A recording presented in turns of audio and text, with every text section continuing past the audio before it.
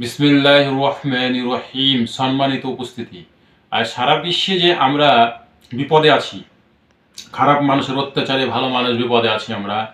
আল্লাহ তাআলা কোরআনে বলেন, এ মুমিন ভালো মানুষগণ, তোমরা হলো একত্রিত থাকো। আসলে আমরা একত্রিত থাকতে পারছি না, আমাদেরকে শয়তানের পিছনে লাগে, এই জন্য আমরা একত্রিত থাকতে পারছি না বলে আমাদের হাতে করার কিছু থাকে না। আর শয়তান শয়তান পথে যারা চলে, শয়তানি পথে যারা চলে, তখন তারা একত্রিত হয়ে যায়, তখন ভালো মানুষরা আর পারে না। যেই একত্রিত হবে, ভালো মানুষ যদি পৃথিবীর যত ভালো মানুষ আছি আমরা যারা বুঝি, তারা যদি একত্রিত হই, খারাপরা পারবে না। আর খারাপরা যদি একত্রিত হয় তো ভালো পারবে না। এই জন্য ভাই, দোস্তর, বুজুর্গ, এগুলো বোঝা লাগবে।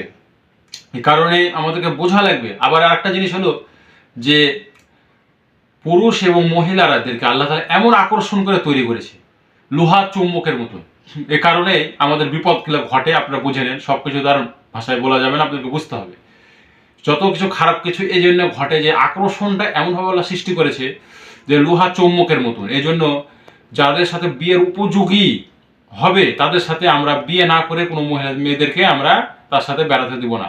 আর বিয়ের উপযোগী হয়ে যাবে যদি তার ইনকাম থাকে, তার ভালোভাবে চলাতে পারে, তার যেভাবে আল্লাহ বলেছে সেইভাবে যদি করি, তাহলে পরে দেখা যাচ্ছে সংসার করলে আমরা ছেলে মেয়ে নিয়ে আমরা কি করব, আমরা সুখে চলবো। এরকম আমাদের অনেক সময় আমাদেরকে প্রশ্ন করা হয় যে আমার মেয়ে নিয়ে আমি চিন্তাতে আছি, আমার ছেলে নিয়ে চিন্তাতে আছি। চিন্তা থাকার কারণে হলো যে আমরা সঠিক লাইনে যদি না থাকি, আল্লাহ তাআলা যে পৃথিবীতে তৈরি করেছে, আল্লাহ তো ভালোভাবে জানে যে এটা কত ভয়ঙ্কর যাবে। এই জন্য তো হযরত মুহাম্মদ সাল্লাল্লাহু আলাইহি ওয়াসাল্লামকে এত কিছু দিয়ে কষ্ট করিয়ে দেখিয়ে দিয়েছে। তো পরে ইনশাআল্লাহ এগুলো জানানো হবে। এতটুকু। আসসালামু আলাইকুম ওয়া রাহমাতুল্লাহ।